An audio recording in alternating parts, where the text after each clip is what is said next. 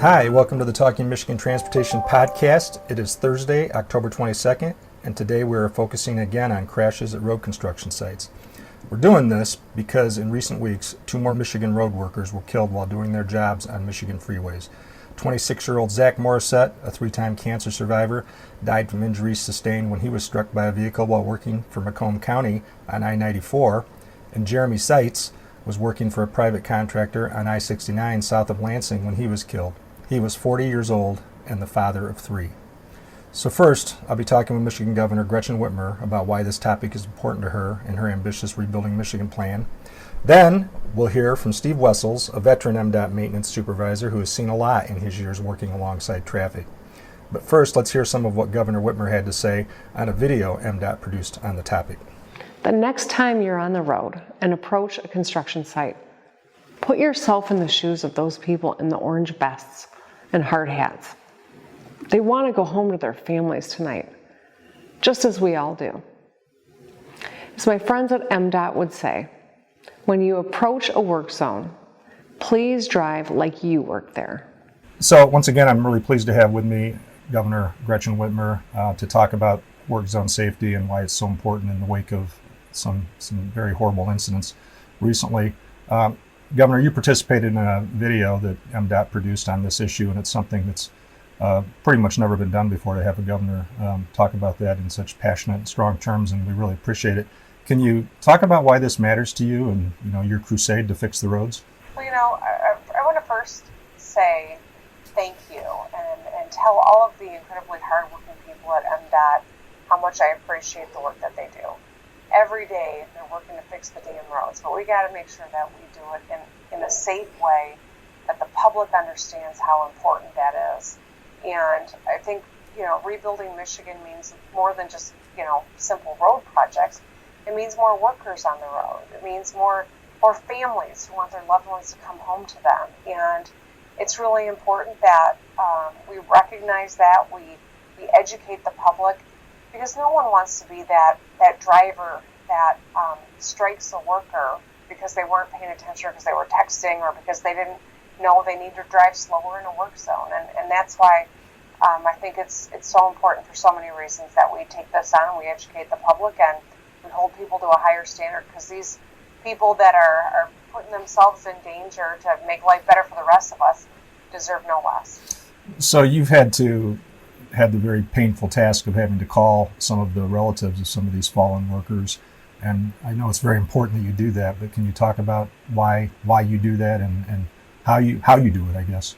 Well, we're in the middle of a global pandemic, right? And every lost life is meaningful and it's important, and that's why I think we can't let us grow numb to the numbers that we see in terms of fatalities to COVID. And the same goes for our state workforce. Any loss of life is something that I know there are families who are mourning. I know that it's important to show that as the governor of this state, I am grateful, and our state is grateful for the work that people do on all of our behalf, and we use this as continued motivation to do better and keep people safe. And when I've talked to families, I'm always just stunned at the stories that they share about their loved ones, and that they are able to talk about the people they love so much and have lost. And I think it's important for us to show as a state that we recognize that. Well, I think you mentioned rebuilding Michigan, and when we come out of this in whatever form, the roads weren't suddenly going to be fixed by themselves, so we're going to have to get back at it, and it's going to be a top priority next year. So we've got the Rebuilding Michigan bonds, and we plan to ramp it up in earnest next spring. Can you talk about what that means to you and your agenda? Yeah, well, as I got around the state, I got into all 83 counties. Someone referred to it this cycle as the full Whitmer. That was a new one to me. But I had gotten into all 83 counties, and no matter where I was, people wanted to talk about the roads. And I didn't poll test the phrase, fix the damn roads. I just said it because that's how we all talk about infrastructure that needs desperately to be reinvested in and to be rebuilt. And so this is central to our work to make Michigan a destination for tourists and businesses and families alike. And that's why this will continue to be central to the agenda that I am going to push, and we together, MDOT, and my office are going to get done. So I guess we could amend the phrase to say fix the damn roads safely. Right, amen. Thank you, Governor, for taking time to do this. I appreciate it. Absolutely, thank you.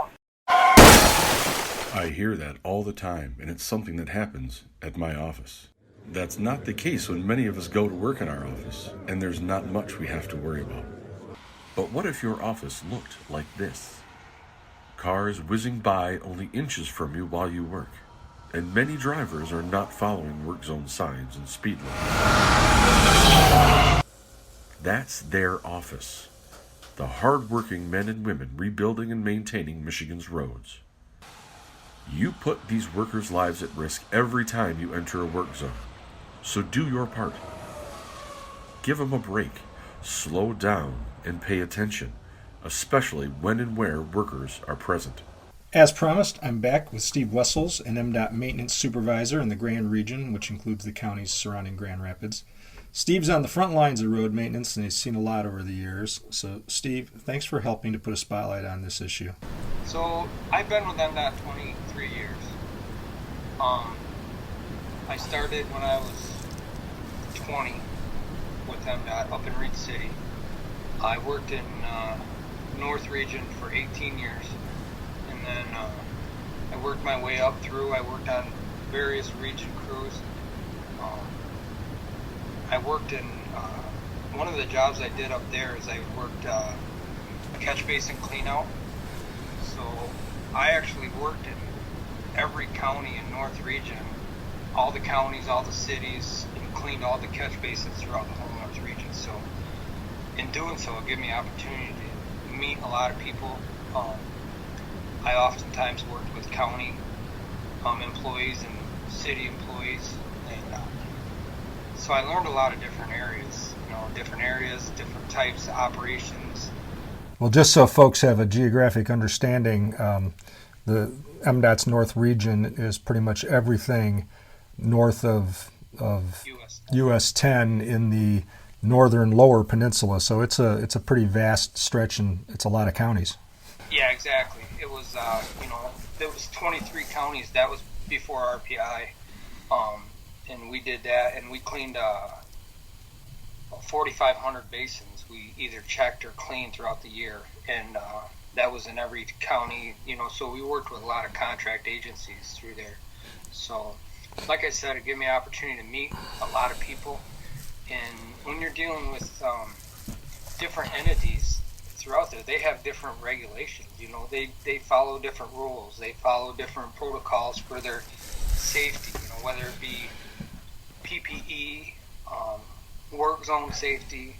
There's just so many variations. I mean, you've probably seen it in your travels on how a county sets up a lane closure versus how MDOT sets up a lane closure, how maintenance sets up a lane closure versus how construction sets up a lane closures. Well, and that's kind of the challenge that you outlined in your very good interview with Fox 17, I think, as a maintenance supervisor who has to obviously worry about yourself, but you take very seriously the safety of the crews that work for you, and doing maintenance often doesn't afford you the kind of time to set up a fully barriered work zone. You're moving on the fly a lot of times. So talk about some of those close calls and what you see when you're out there on the road. A lot of the things that we do,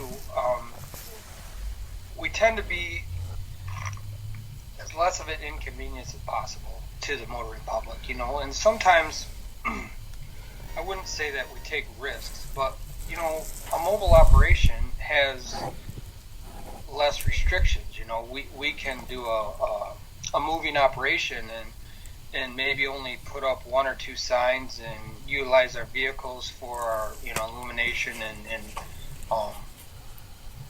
basically that's our visibility is all that. So, and you see that a lot in the Grand Rapids area, a lot of moving operations where they will include the sheriff's patrol, or they'll utilize their waymaster with red lights, and that's one of the things that we did say in the interview they didn't include, but the coloration and lighting over the years has gotten tremendously better. We went from rotary amber lights that you could barely see in the daylight to, LED, bright green, amber. It's gotten better. So you think the change to green lights has really made a difference, huh? Absolutely.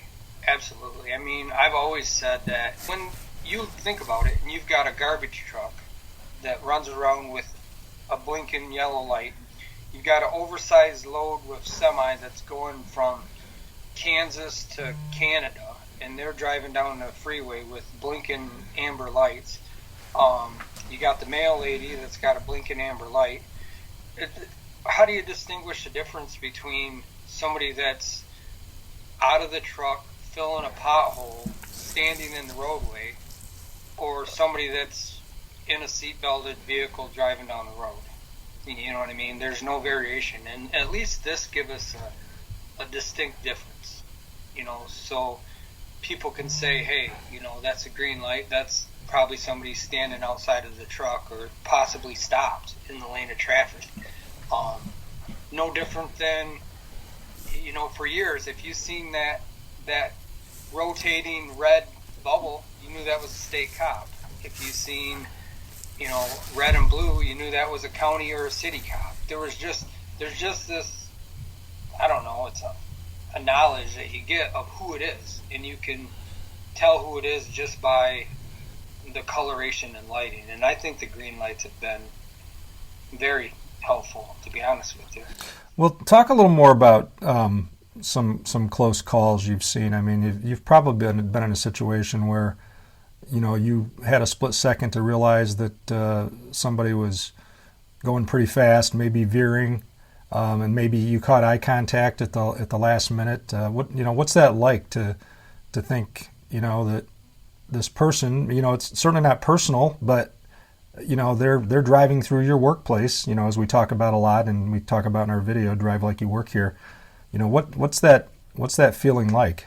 Well, it's uncomforting, and you do get upset, and you do take it personal because your safety's in jeopardy. But maybe it's just an elderly person driving to the store that's confused, or a lot of times what we'll get is with mobile operations, maybe we'll have a car that pulls in between the two vehicles that's in our convoy.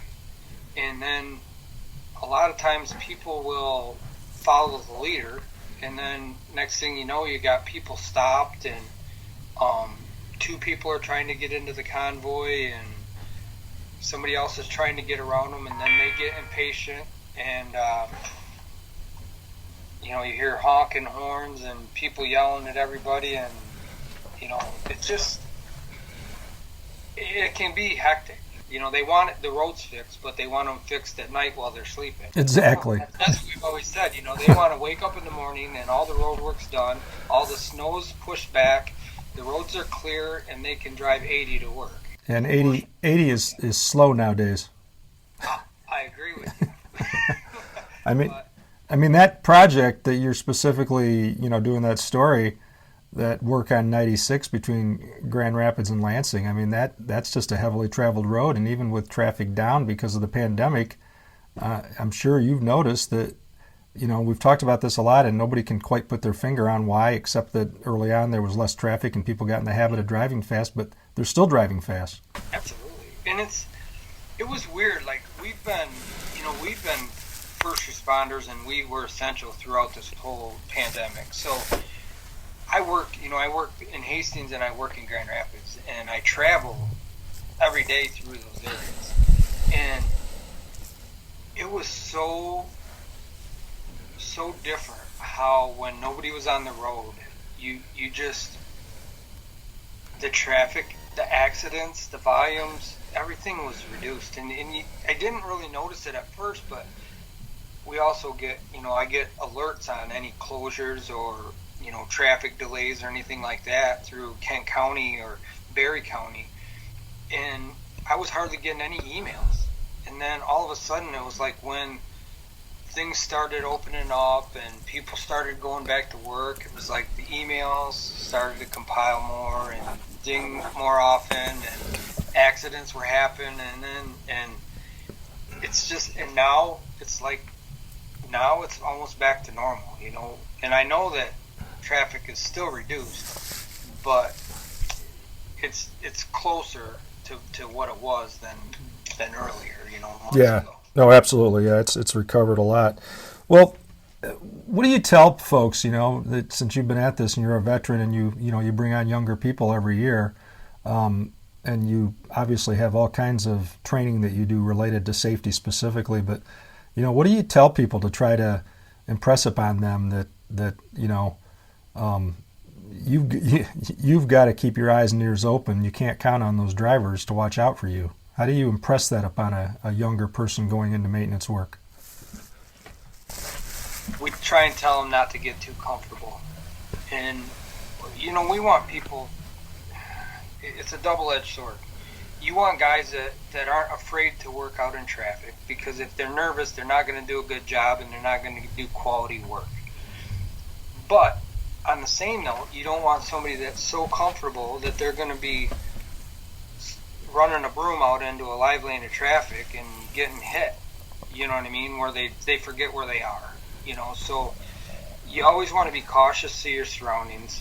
You always want to be, you respect where you're at, you know, and don't get too comfortable, because as soon as you get comfortable with where you're at, something bad's going to happen. You know, you're not paying attention. Somebody comes, you know, screeching through and you're not paying attention and you end up getting hit. You know, it's hard to remember close calls. You know, I haven't had any like aha moments myself, you know, but you know, you smell brakes burning through your work zone. You hear screeching, you hear horns honking, you know, those are all distractions from work, and it all wears on you after a while, you know what I mean? So what, you know, you've been at it and you obviously enjoy it and you find satisfaction in it. There's some intrinsic reward in what you do. You know, I mean, it's so important. It's the, you know, you guys are the offensive linemen of a transportation organization, right? Like, you feel like you never really get any credit, but they can't operate without you. So what keeps you, you know, interested and motivated to do your job?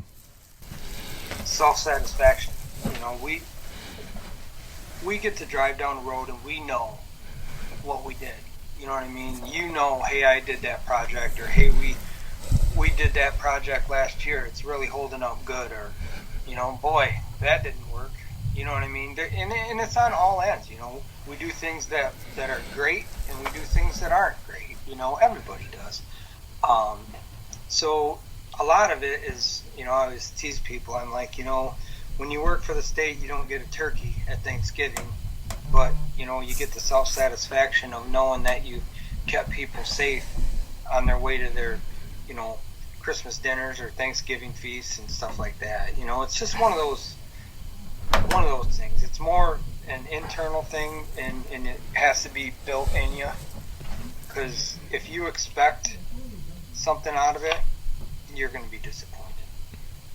Yeah, well, I think the year-round nature of your work, I mean, people think, especially in Michigan, is, you know, road construction is primarily a summertime thing, but you guys will switch from, you know, patching and mowing and repairing guardrails to plowing before we know it, and then back to filling potholes in the spring, and the cycle will continue. So that's exactly correct. We just actually had this conversation. You know, the construction folks, when you have people in construction, you know, when's their downtime? They get a downtime in the winter. You know, in maintenance, we don't have downtime anymore. You know, with our shorts, you know, our staff numbers are so low. We have maintenance projects that we have to do all summer. So, you know, we go from winter, we change over our trucks, we clean up our trucks, remove all the salt, and get everything ready for summer maintenance. And then we go right into summer maintenance. We do our summer programs, and we get all that summer routine maintenance done, get everything ready, and then we clean up our trucks and we prepare everything for our winter. And there's just no downtime. It gets hard, for morale after a while. The guys get. It's just one of those things where, like I said, you get self-satisfaction of knowing that you did a quality job, you kept them over in public safe. You helped in aiding us. Yeah, no, I think that's really well said, and I think that could be helpful in trying to point out in recruiting efforts, because even though these are good jobs and they're good income, good benefits, it's hard to hire people at this in transportation right now. Like a lot of industries are facing a talent drain. So I know you guys are too. Yeah, it is hard. We're actually going through hiring our rear staff right now, and boy, it's hard. It's hard. You really got to treat your employees well in order to keep them. Yeah. We're pretty fortunate. I know us in the Grand Region, we've got a pretty good program going. We've got a lot of returning people. I've got winter employees that come back. I got one guy, I think it's his 10th winter in a row that he's come back just as seasonal help. And that's the biggest thing. You want knowledge to help keep the public safe.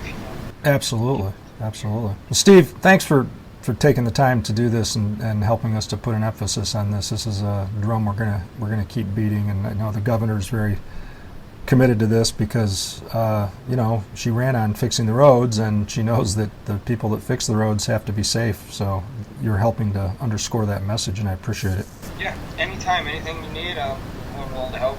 I did a lot of things in different areas of the state, so helping any way I can. Okay, well, thanks again. Take care. All right, thanks a lot, John. That's a wrap for this edition of Talking Michigan Transportation. Check out show notes and more by subscribing on Apple Podcasts.